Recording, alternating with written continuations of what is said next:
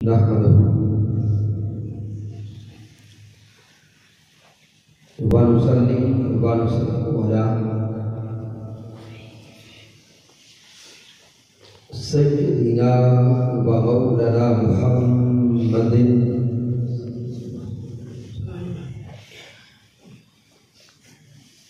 نبي الأمين المكين الكريم الرؤوف الرحيم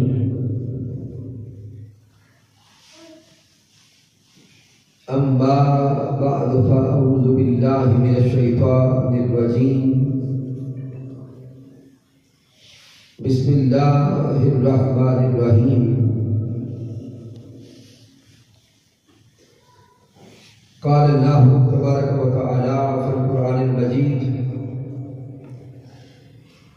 إلا تنصروه فقد نصره الله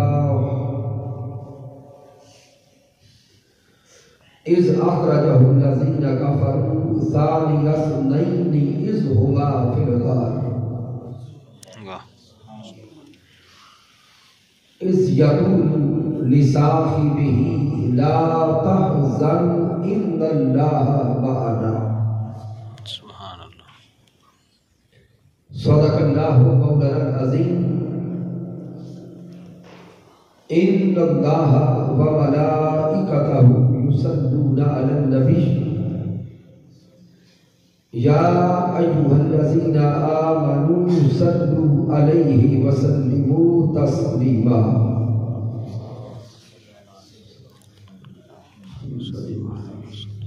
اللہ رب العزت کی توفیق سے اور تاجدار کائنات صلی اللہ علیہ وآلہ وسلم کے نعل پاک کے تصدق سے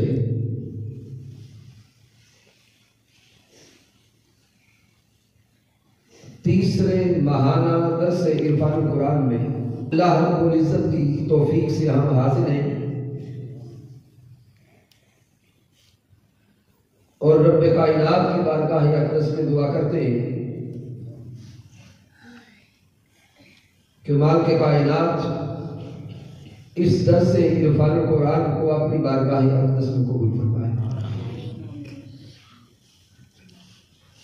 سامعین محترم، ماہ جمادی الثانی ہے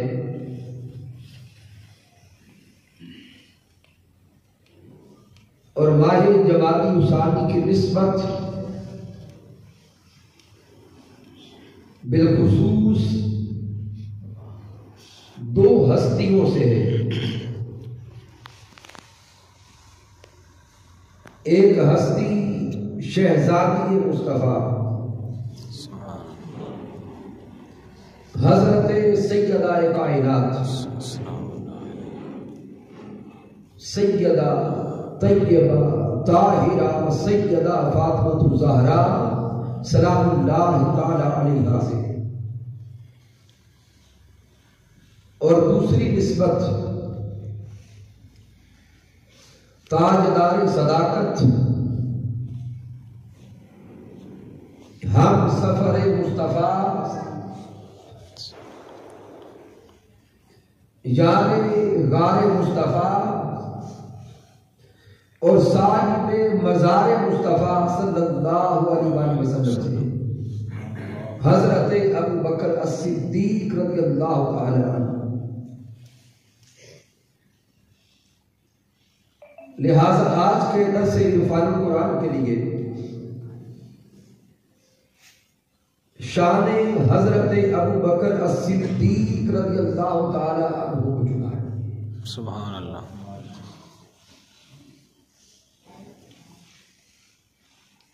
معزز سامعین، محبوب علیہ السلام کے صحابہ کرام میں سے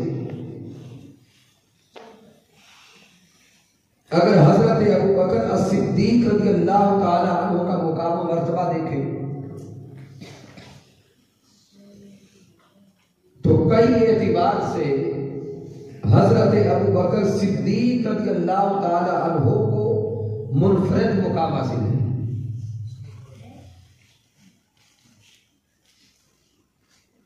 حضرت ابو بکر الصدیق رضی اللہ تعالی عنہ وہ عظیم صحابی ہے کہ جن کی 4 نسلوں کو شرف صحابیت نصیب ہوا ہے. سبحان اللہ. حضرت ابو بکر صدیق رضی اللہ تعالی عنہ مردوں میں ایمان لانے میں پہلے مسلمان. سبحان اللہ. لیکن جو خاص ممتاز کرنے لگا ہوں، میرے آقا علیہ السلام کے جمیع صحابہ اپنی اپنی حیثیت میں مقام و مرتبہ والے ہیں.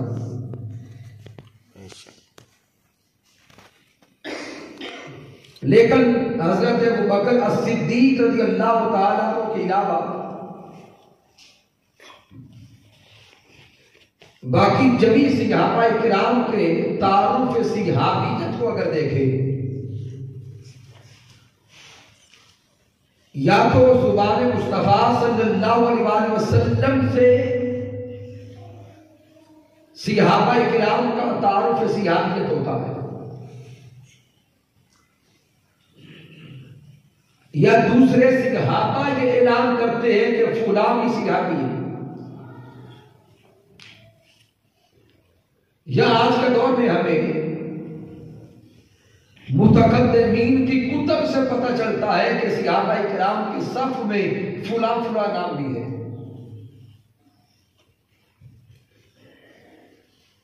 لیکن حضرت ابو بکر الصدیق رضی اللہ تعالیٰ عنہ وہ عظیم صحابی ہے کہ جن کی صحابیت کا اعلان خود میرے اللہ نے کیا. سبحان اللہ. صحابیت صدیق اکبر پر سند اللہ کا قرآن ہے. کم و بیش 1,00,000 سے زائد صحابہ کرام میں سے فقط یہ ایک صحابی حضرت ابو بکر صدیق ایسے ہیں جن کو اللہ نے صحابی فرمایا ہے. تو اگر کوئی صحابیت صدیق اکبر کا انکار کرتا ہے معاذ اللہ، تو وہ اللہ کے کلام کا انکار کرتا ہے.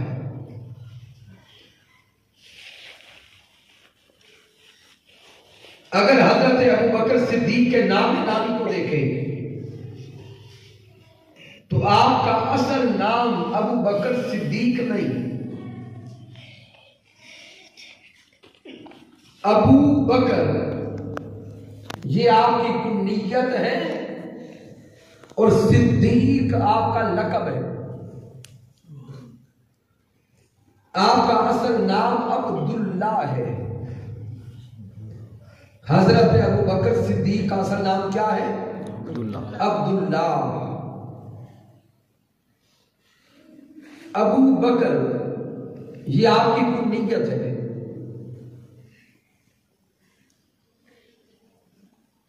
اب میں اس مختصر سے ابتدائی تعارف کے بعد اگر شان صدیق اکبر رضی اللہ تعالی عنہ میں اللہ کا قرآن دیکھیں تو کم از کم 15 آیات کریمہ حضرت ابو بکر صدیق رضی اللہ تعالی عنہ کے شان میں اتری. سبحان اللہ. اس سے زیادہ ہو سکتی ہے، کم نہیں ہے. ان 15 آیات کریمہ میں سے میں نے صرف ایک آیہ کریمہ کا تلاوت کیا ہے. وہ آیہ مبارکہ سورۃ التوبہ 10واں پارہ اور آیہ کریمہ نمبر 40. اس آیہ مبارکہ میں اللہ رب العزت نے سفر ہجرت کو بیان فرمایا اور رب کائنات کا انداز بیان دیکھیں. میرا اللہ ارشاد فرما رہا ہے اِلَّا تَنْصُرُوهُ فَقَدْ نَصَرَهُ اللَّهُ. اللہ کفار سے خطاب فرما رہا ہے کہ اگر تم میرے محبوب کی مدد اور نصرت نہیں بھی کرتے تو کیا ہوا؟ اس محبوب کا مدد کرنے والا خود اللہ ہے. سبحان اللہ. بے شک بے شک. مکہ والوں سے میرا اللہ خطاب کر رہا ہے اور یہ ارشاد فرما کر رب کائنات یہ پیغام دینا چاہتا ہے کہ میرا سونا مصطفیٰ صلی اللہ علیہ وسلم تمہاری مدد کا محتاج نہیں ہے. الا تنصروہ فقد نصرہ اللہ. میرا محبوب تمہاری مدد کا محتاج نہیں ہے اور میرے مصطفیٰ کا دین اسلام بھی تمہاری مدد کا محتاج نہیں ہے. جو بھیجنے والا ہے وہی مددگار کافی ہے.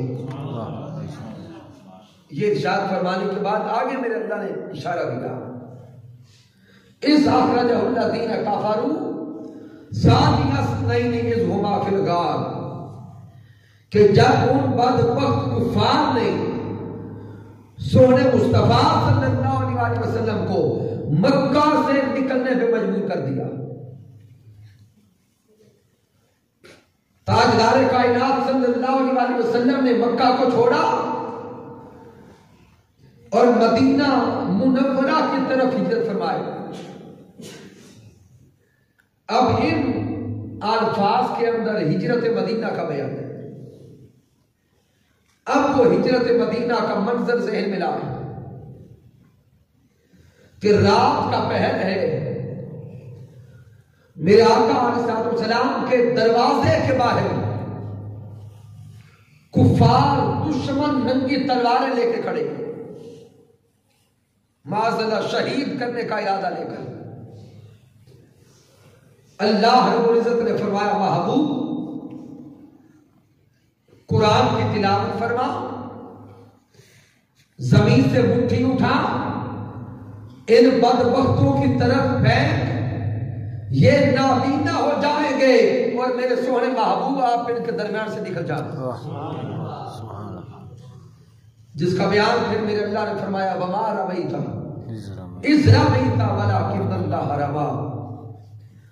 تو محبوب علیہ السلام دشمن کے درمیان سے نکل گئے حضرت ابوبکر صدیق کے گھر کی طرف. اب رات کا پچھلا پہر, جب میرے سونے آقا حضرت ابوبکر صدیق کے گھر کے قریب پہنچے, ابھی دروازے پہ دستک نہیں دی کہ حضرت صدیق اکبر نے دروازہ پہلے کھول دیا. دروازہ پہلے کھول دیا. میرے آقا مسکرا کر فرماتے ہیں اے صدیق آپ کو کیا پتا تھا کہ میں آ رہا ہوں؟ سبحان اللہ. آپ میرے انتظار میں تھے. آج رات کے اس پہر ابھی تک سوئے نہیں. حضرت صدیق اکبر ہاتھ جوڑ کے عرض کرتے ہیں اے میرے سونے محبوب یہ آپ کی رات کی بات نہیں, جب سے آپ نے اشارہ فرمایا ہے کہ ہم بھی مدینہ ہجرت فرمائیں گے, کوئی ساجن کوئی یار ساتھ ہوگا, اسی دن سے اب صدیق نے رات کو سونا چھوڑ دیا ہے.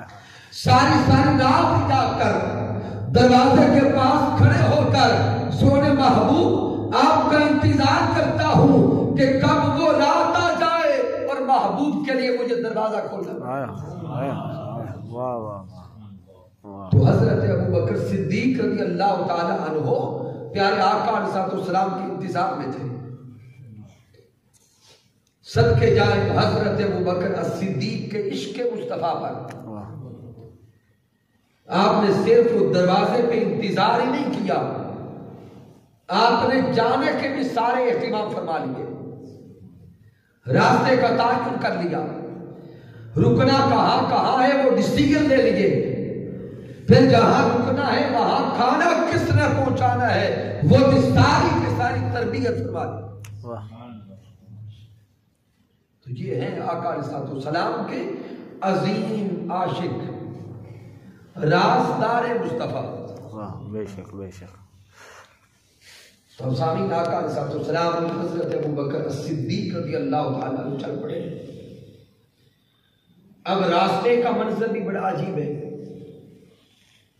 کہ حضرت صدیق اکبر رضی اللہ تعالیٰ عنہ آقا کے ساتھ چلتے چلتے اچانک دوڑتے، کبھی آقا کے آگے ہو جاتے،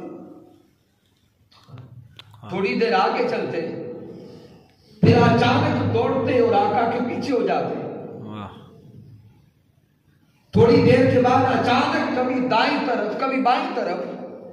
میرے آقا نے مسکرا کے پوچھا، ابوبکر کیا ماجرا ہے؟ یہ چلنے کا انداز کیسا ہے؟ کبھی آگے ہو جاتے ہو، کبھی پیچھے ہوتے ہو، کبھی دائیں طرف کبھی بائیں طرف، سبب کیا ہے؟ تو حضرت صدیق اکبر عرض کرتے ہیں، سونے آقا دشمن ہمارے پیچھے ہے، جب میرے ذہن میں خیال آتا ہے کہ دشمن کہیں آگے سے حملہ کرے گا تو دوڑ کے آگے ہو جاتا، جب خیال آتا ہے کہ دشمن پیچھے سے نہ وار کرے تو دوڑ کے پیچھے ہو جاتا۔ اسی لیے کبھی دائیں طرف کبھی بائیں طرف سونے محبوب چاہتا یہ ہوں کہ اگر کسی طرف سے دشمن وار کرے تو دشمن کا حملہ میرے محبوب پر نہ ہو، دشمن کا وار ہو تو صدیق کے سینے پر۔ سبحان اللہ سبحان اللہ۔ اسی طرح چلتے چلتے غار ثور کے دروازے پر آ گئے۔ اب اللہ رب العزت نے اس آیہ کریمہ میں غار ثور کے واقعہ کو بیان کیا ہے، جو میرے اللہ نے فرمایا ثانی اثنین اذ ہما فی الغار اذ یقول لصاحبہ لا تحزن ان اللہ معنا۔ اب یہاں پر آپ کی توجہ چاہوں گا قرآن مجید کے ان الفاظ کی طرف، ثانی اثنین کہ دو میں سے دوسرا، ثانی اثنین اذ ہما فی الغار کہ جب غار میں وہ دو میں سے دوسرا تھا۔ اب سامعین تھوڑا ذہن پہ زور ڈالیں کہ غار کے اندر تھے کتنے لوگ؟ آقا علیہ السلام اور حضرت ابوبکر صدیق رضی اللہ تعالیٰ کتنے ہوئے؟ دو۔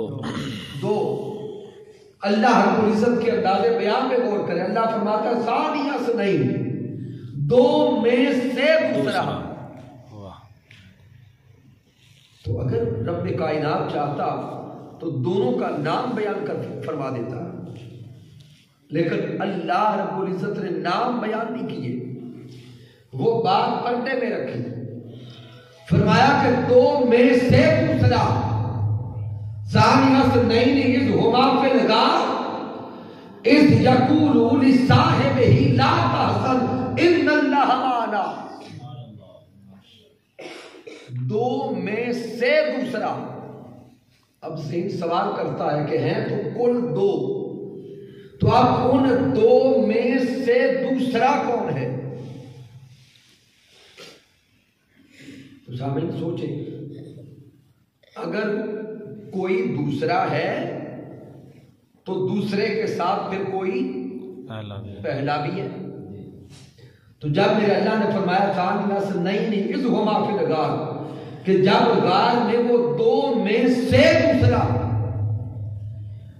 اب میں وقت بچاتے ہوئے آئمہ تفسیر نے جس طرف ایک اشارہ دیا وہ بیان فرماتے ہیں کہ وہ دو میں سے دوسرا جس کو کہا جا رہا ہے وہ سونے مصطفیٰ ہیں۔ سبحان اللہ۔ دو میں سے دوسرا جسے کہا جا رہا ہے وہ پیارے مصطفیٰ صلی اللہ علیہ وسلم ہے۔ کیوں اشارہ کہاں سے لیا؟ ثانی اثنین اذ ہما فی الغار اذ یقول لصاحبہ لا تحزن ان اللہ معنا۔ جو وہ دوسرا ہے وہ اپنے صحابی سے فرما رہا ہے، اے میرے صحابی غم نہ کر، اللہ ہمارے ساتھ ہے۔ سبحان اللہ۔ تو یہ الفاظ اس ہوئے دوسرے کے، تو یہ الفاظ بنے سونے آقا کے، تاجدار کائنات کے، حبیب کبریا کے، احمد مجتبی صلی اللہ علیہ وسلم کے۔ تو اگر غار کے اندر پیارے آقا بنے دوسرے تو پھر پہلا کون ہوگا؟ حضرت ابو بکر، اونچا بولو یار، حضرت ابو بکر صدیق، حضرت ابو بکر صدیق، ابو بکر صدیق بنے پہلے۔ اب سے ایک سوال کرے گا کہ صدیق اکبر رضی اللہ تعالیٰ عنہ کس کام میں پہلے؟ مقام میں تو صدیق اکبر پہلے ہو نہیں سکتے، کیونکہ آقا علیہ السلام نبی ہیں اور صدیق اکبر امتی ہیں، پیارے محبوب آقا ہیں، صدیق اکبر غلام ہیں۔ مقام و مرتبہ میں تو پہلے سونے مصطفیٰ، رفعت و مرتبت میں پہلے میرے سونے مصطفیٰ، تو پھر صدیق اکبر پہلے کس کام میں ہے؟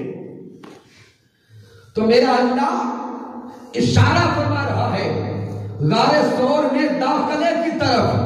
اللہ فرماتا ہے کہ غار ثور کے دروازے پہ دیکھو، جب دونوں یار غار کے دروازے پہ پہنچے تو صدیق اکبر عرض کرتے ہیں اے سونے مصطفیٰ آپ ابھی باہر رک جائیں، غار کے اندر پہلے میں جاتا ہوں۔ نعرہ تکبیر، نعرہ رسالت، نعرہ رسالت، نعرہ حیدری۔ سبحان اللہ۔ تو اللہ رب العزت یہاں پر حضرت صدیق اکبر رضی اللہ تعالیٰ عنہ کی اولیت کو بیان فرما رہا ہے کہ جب غار کے اندر جانے کا موقع تھا، صدیق اکبر آقا سے عرض کرتے ہیں آقا آپ رک جائیں، پہلے غار کو آپ کے قابل میں بنا لوں، پہلے غار کو صاف کر لوں، اس کو آپ کے قابل بنا لوں، پھر آپ کو اندر بلاؤں گا۔ تو حضرت ابو بکر صدیق غار کے اندر جانے میں اول، غار کے اندر جانے میں اول، جانے میں اول، اور صرف غار کے اندر جانے میں نہیں، صدیق اکبر مردوں میں ایمان لانے میں اول۔ سبحان اللہ، سبحان اللہ۔ حضرت صدیق اکبر پھر ذات مصطفیٰ پر اپنا مال قربان کرنے میں اول، بے شک، بے شک۔ پھر صدیق اکبر سونے مصطفیٰ پر اپنی اولاد قربان کرنے میں اول، کرنے میں اول، پھر صدیق اکبر دین اسلام کے خطیب اول۔ بے شک، بے شک، بے شک۔ تو اللہ رب العزت نے یہاں پہ حضرت ابو بکر صدیق رضی اللہ تعالیٰ عنہ کی اس اولیت کو بیان کیا۔ سبحان اللہ۔ اب سامنے جہاں غور کریں اس آیت کریمہ کے الفاظ پر، ثانی اثنین اذ ہما فی الغار۔ اب اندر کا وہ سارا واقعہ میں بیان نہیں کرتا، آپ نے زندگی میں درجن بار سنا ہوگا، سانپ کے آنے کا واقعہ وہ آپ نے بار بار سنا ہے۔ میں اس آیت کریمہ کے الفاظ پہ آپ کی توجہ چاہوں گا۔ ثانی اثنین اذ ہما فی الغار، اب آگے اللہ نے فرمایا کہ اذ یقول لصاحبہ لا تحزن ان اللہ معنا۔ جب سونے آقا اپنے صحابی سے فرما رہے تھے اے میرے صحابی غم نہ کر، اللہ ہمارے ساتھ ہے۔ اصل میں ماجرا یہ ہے کہ حضرت صدیق اکبر رضی اللہ تعالیٰ عنہ آقا سے عرض کرتے ہیں سونے آقا ہم غار کے اندر تو آ گئے، دشمن ہے ہمارے پیچھے، اگر وہ ہمیں تلاش کرتے کرتے غار کے دروازے پہ آ کر صرف اپنے پاؤں کی طرف بھی دیکھے گا تو ہم نظر آ جائیں، اور غار کا صرف وہی ایک دروازہ ہے، اگر ہم پکڑے گئے تو کیا ہوگا؟ تو الفاظ پہ غور کرے، لا تحزن، صدیق اکبر کو اپنی جان کا خوف نہیں تھا کہ میں مارا جاؤں، صدیق اکبر کو اپنے پکڑے جانے کا خوف نہیں تھا، نہیں تھا۔ چونکہ خوف ہوتا ہے اپنے بارے میں، حزن ہوتا ہے ہمیشہ دوسرے کے بارے میں. بے شک تو قرآن کے الفاظ لا تحزن فرما رہے ہیں. صدیق اکبر کو فکر تھی تو ذات مصطفیٰ کی. بے شک بے شک بے شک. صدیق اکبر کو اگر کوئی فکر تھی تو سونے مصطفیٰ کی مصطفیٰ صلی اللہ علیہ وسلم کی. اللہ وہ گھبرا کے آقا سے عرض کرتے آقا اگر دشمن آ گیا تو کیا ہوگا؟ اب میرے آقا کیا الفاظ پہ غور کرنا. میرے آقا نے فرمایا لا تحزن ان اللہ معنا. اے میرے یار غم نہ کر، اللہ ہمارے ساتھ ہے. اللہ ہمارے ساتھ ہے. اب تفسیر کا مطالعہ کریں. جب میرے آقا یہ الفاظ ارشاد فرما رہے تھے اس وقت منظر بڑا عجیب ہوا، بڑا عجیب واقعہ پیش آیا کہ غار کے ایک طرف تو دروازہ، دوسری طرف سارا پہاڑ ہی پہاڑ ہے. لیکن جب میرے آقا نے فرمایا لا تحزن ان اللہ معنا، ساتھ میرے آقا نے اشارہ کیا پہاڑ کی طرف، جس طرف پہاڑ تھا. ادھر میرے آقا زبان اقدس سے فرما رہے ہیں لا تحزن ان اللہ معنا، ساتھ پہاڑ کی طرف اشارہ کر رہے ہیں. آقا فرماتے ہیں میرے یار غم نہ کر، ادھر دیکھ اللہ ہمارے ساتھ ہے. اگر دشمن ادھر سے آیا تو ہم ادھر نکل جائیں گے. صدیق اکبر نے پہاڑ کی دوسری طرف سمندر کے اندر تیرتی ہوئی کشتیوں کو بھی وہاں بیٹھے بیٹھے دیکھا. واہ واہ سبحان اللہ. واہ. میرے آقا نے فرمایا کہ میرے یار صدیق غم نہ کر، اگر دشمن ادھر سے آئے گا تو ہم ادھر جائیں گے. واہ واہ. ہمارے لیے کوئی پردہ نہیں ہے. واہ واہ سبحان اللہ. کوئی پہاڑ نہیں ہے، کوئی دیوار نہیں ہے، ہم ادھر چلے جائیں گے. سبحان اللہ. اب سامعین محترم یہاں پر بڑا ایک اہم اور لطیف نقطہ عرض کرنے لگا کہ آقا علیہ السلام کم و بیش 3 دن غار ثور میں کیوں رکے؟ یہ نقطہ بڑا اہم سمجھنے والا ہے کہ غار ثور کے اندر جا کے رکنے کی اور چھپنے کی حاجت کیوں پیش آئی؟ اب کثیر لوگوں سے پوچھیں گے تو وہ کہیں گے چونکہ دشمن پیچھے تھا تو دشمن سے بچنے کے لیے غار کے اندر چھپ گئے. لیکن سامنے جان لیں حقیقتاً یہ ماجرا نہیں ہے اور یہ سبب نہیں ہے. کیوں؟ اگر تو دشمن سے ہی بچنا ہوتا تو ادھر مکہ میں آقا کے گھر سے نکلنا دیکھے. جب آقا اپنے دروازے سے نکلے دشمن تو تلواریں لے کے دروازے پہ کھڑا تھا. تو جو رب ننگی تلواروں سے بچا کے نکال سکتا ہے اس رب کو یہاں پہ چھپانے کی کیا ضرورت ہے؟ بے شک بے شک. تو مقصود دشمن کے ڈر سے چھپنا نہیں ہے. پھر کیا ہے؟ اس پہ غور کریں گے. شامل جان لیں میرے آقا علیہ السلام دشمن کے ڈر سے نہیں چھپے بلکہ اصل سبب یہ ہے کہ میرے سونے آقا خلوت میں تنہائی میں اپنے یار صدیق اکبر کو اس کی وفا کا صلہ دینا چاہتے تھے.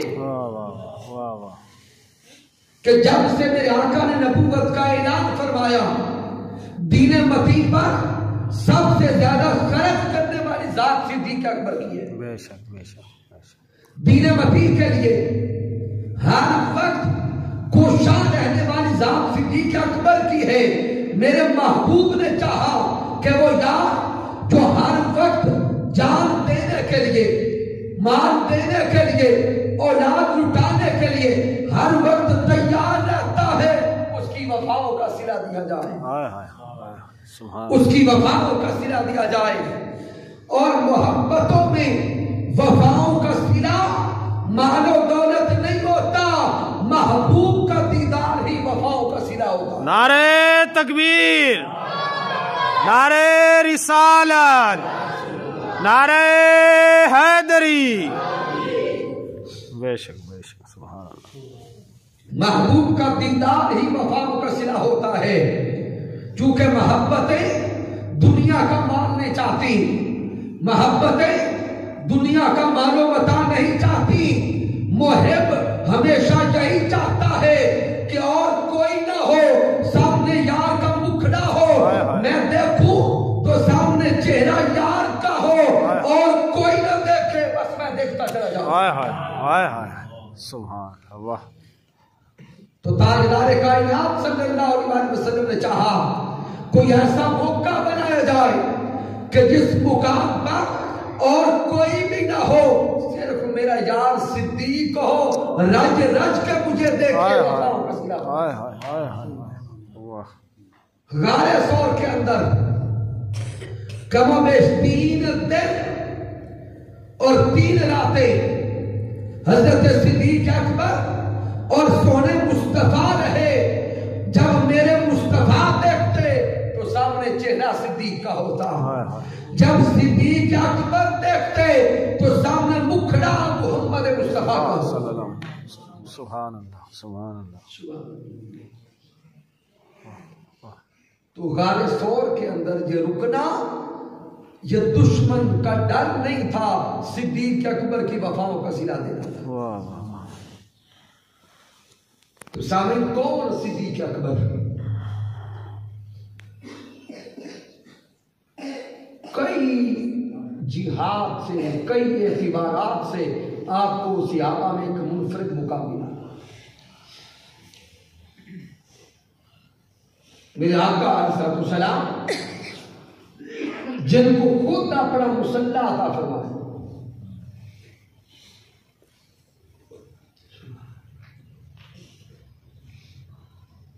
سامعین، حضرت صدیق اکبر رضی اللہ تعالیٰ عنہ آقا کی ذات میں ایسے فنا تھے کہ آقا کا علاوہ نہ کچھ سوجتا تھا نہ کچھ دکھتا تھا۔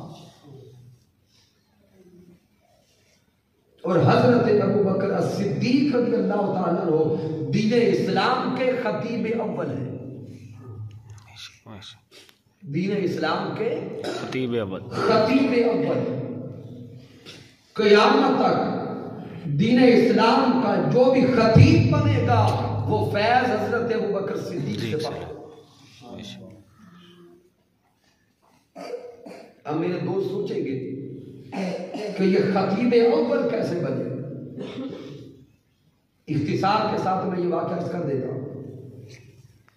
اس کو حضور شیخ الاسلام ڈاکٹر محمد طاہر قادری مدثر ذی الوالی نے مقدمہ سیرت الرسول میں بیان کیا ہے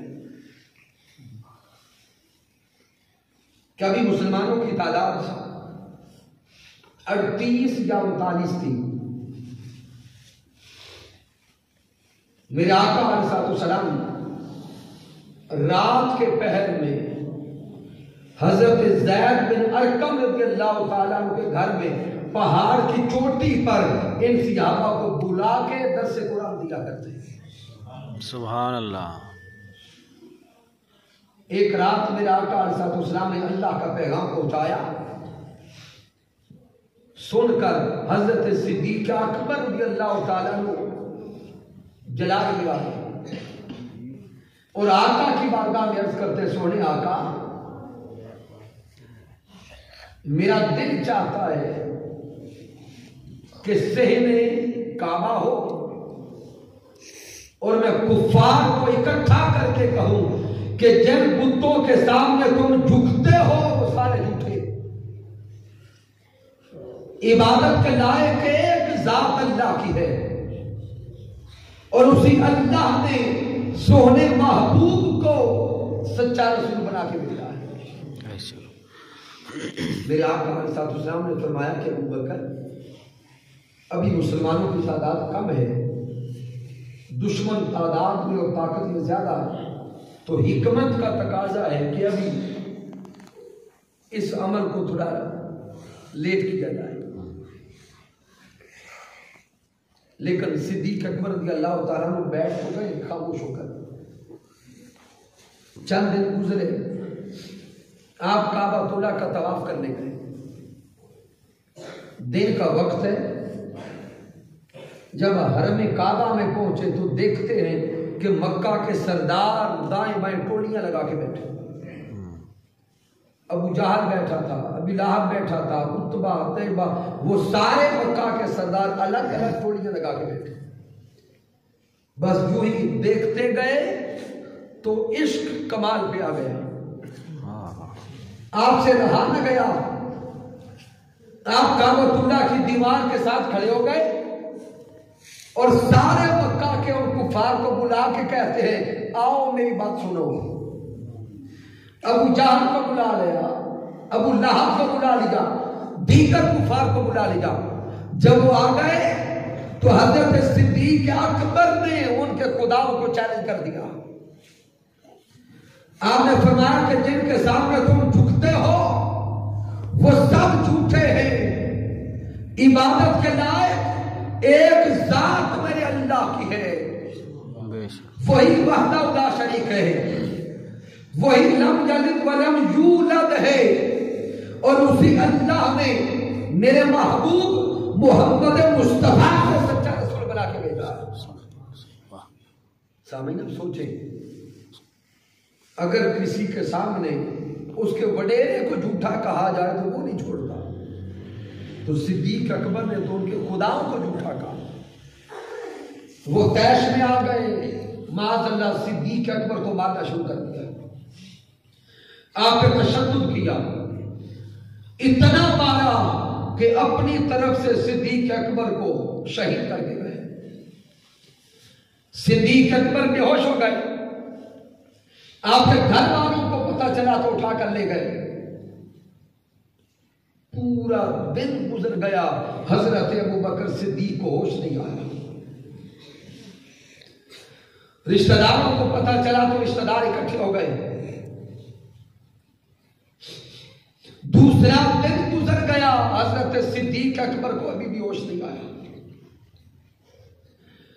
دور دراز سے سارے چاہنے والے اکٹھے ہو گئے اور کہنے لگے اگر صدیق اکبر جان بار نہ ہو سکے تو ہم بدلہ لیں گے. لیکن گھر میں ابھی کوئی ایک بھی مسلمان نہیں ہے. تیسرے دن حضرت ابوبکر صدیق رضی اللہ تعالیٰ عنہ کو ہوش آیا. جب آپ کو ہوش آیا، رشتہ دار دوڑ کے قریب ہوئے، آ کے پوچھتے ہیں ابوبکر تیرا حال کیا ہے؟ ابوبکر تیرا حال کیا ہے؟ حضرت صدیق اکبر بول کے کہتے ہیں ارے میرا حال پوچھنے والوں، میرے حال کو چھوڑو. ما فعل برسول اللہ، مجھے بتاؤ میرے مصطفیٰ کا حال کیا ہے. مجھے بتاؤ میرے محبوب کا حال کیا ہے. مجھے بتاؤ میرے آقا کا حال کیا ہے. صدقے جائے حضرت صدیق اکبر کے عشق مصطفیٰ پر. وہ سارے رشتہ دار، مسلمان کو بھی ایک بھی نہیں تھا، سب ناراض ہو کر چلے گئے. اور ہر کوئی کہتا گیا کہ کیسا دیوانہ ہے، ہمیں تیری فکر لگی ہے، تجھے کسی اور کی فکر لگی ہے. اس ہستی کا نام حضرت ابوبکر صدیق رضی اللہ تعالیٰ عنہ ہے.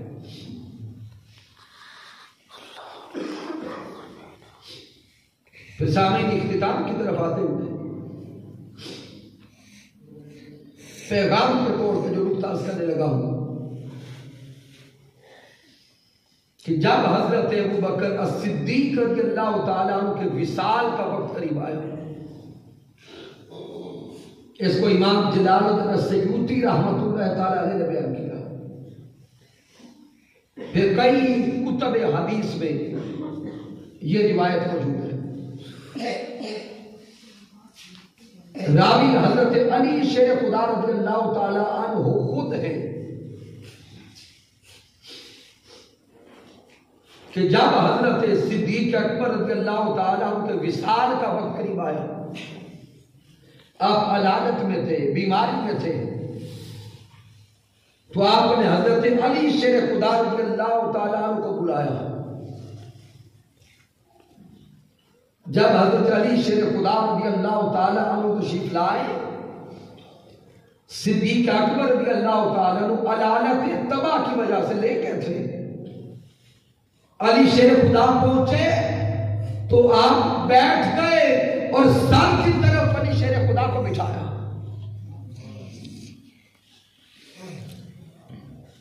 اب حضرت علی شیر خدا رضی اللہ تعالی عنہ کو حضرت صدیق اکبر اپنی زندگی کی آخری وصیتیں کر رہے ہیں۔ حضرت علی شیر خدا سے فرماتے ہیں کہ جب میری روح پرواز کر جائے، جب میرے جسم اور روح کا تعلق ٹوٹ جائے، تو اے حضرت علی شیر خدا، آپ مجھے ان ہاتھوں سے غسل دینا جن ہاتھوں سے غسل سونے آقا کو دیا تھا۔ سبحان اللہ۔ کفن مجھے آپ اپنے ان ہاتھوں سے دینا، اور میرے جنازہ کو،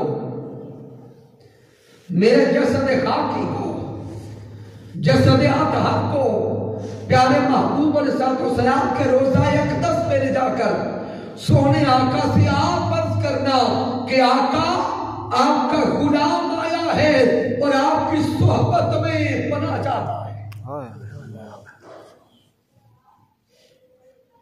اٹھا کے بڑے کتب کو حضرت صدیق اکبر رضی اللہ تعالی عنہ نے یہ وصیت حضرت علی شیر خدا کو دی، اور جب آپ کا وصال ہو گیا تو آپ کو غسل حضرت علی شیر خدا نے دیا، کفن پہنایا، جنازے کے ساتھ چلے، اور روایات کے مطابق جنازہ حضرت عمر فاروق رضی اللہ تعالی عنہ نے پڑھایا۔ جب جنازہ مکمل ہو گیا تو اب حضرت علی شیر خدا رضی اللہ تعالی عنہ ساتھ رہے، جسد اطہر کو پیارے محبوب علیہ السلام کے روضہ اطہر کے سامنے رکھا گیا، دروازہ بند ہے، اس مقام پر پیارے محبوب کی بارگاہ میں عرض کرنے والے حضرت علی شیر خدا ہے۔ سونے آقا سے عرض کرتے ہیں، پیارے آقا آپ کا یار غار آیا ہے، آپ کا ہم سفر اور رفیق آیا ہے اور صاحب مزار بننا چاہتا ہے۔ یہ کہنے کی دیر تھی، پیارے محبوب علیہ السلام کہ روضہ اطہر کا دروازہ کھل گیا اور قبر مصطفیٰ سے آواز آئی، ادخلوا الحبیب الی الحبیب۔ ارے دیر نہ کرو، یار کو یار سے ملا دو۔ نعرہ تکبیر، نعرہ رسالت، نعرہ رسالت، نعرہ حیدری۔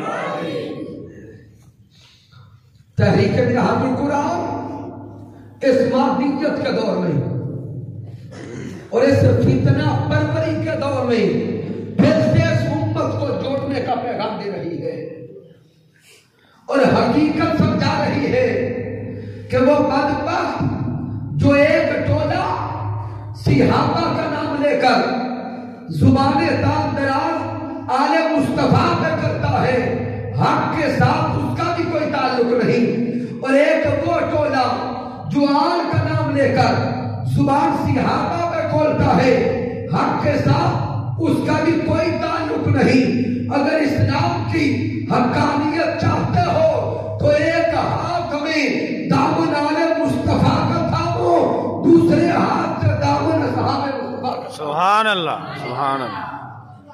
ایمان پھر مکمل ہوگا، بے شک بے شک بے شک۔ ایمان پھر مکمل ہوگا اس لیے تحریک منہاج القرآن کے پلیٹ فارم سے فرقہ واریت کی آگ کو نہیں بھڑکایا جاتا، بلکہ محبت آل مصطفیٰ کا درس بھی دیا جاتا ہے اور محبت اصحاب مصطفیٰ کا پیغام بھی دیا جاتا ہے۔ تو یہی میسج دیا جاتا ہے، اے آقا کے چاہنے والوں، آؤ ہم سب جڑ کر ایک ہو کر محبوب علیہ السلام کے پیغام کو آگے پہنچائیں۔ اس لیے میں بالخصوص جوانوں سے عرض کروں گا کہ اس مادیت کے دور میں اور اس افراتفری کے دور میں اپنے ذہنوں کو دنیا پرستی اور دنیا کی لذتوں سے بھی بچائیں، اور پھر دین متی کے اندر، دین اسلام کے اندر بغض، حسد اور نفرت کی آگ کو مٹا کر محبت کے پیغام کو آگے پہنچانے والے بنے۔ انسانیت سے پیار کریں، مسلمان سے پیار کریں، ہر مخلوق سے پیار کریں، اللہ بھی راضی ہوگا اور اللہ کا محبوب سونے محمد مصطفیٰ صلی اللہ علیہ وسلم بھی راضی ہوگا۔ کی محمد سے وفا تو نے تو ہم تیرے ہیں، یہ جہاں چیز ہے کیا لوح و قلم تیرے ہیں۔ میں نے جو کچھ بیان کیا، اگر اس میں کچھ کمی ہے، کوئی کجی ہے، کوئی غلطی ہے تو مجھ ناچیز کی طرف سے ہے، میرا اللہ معاف فرما دے۔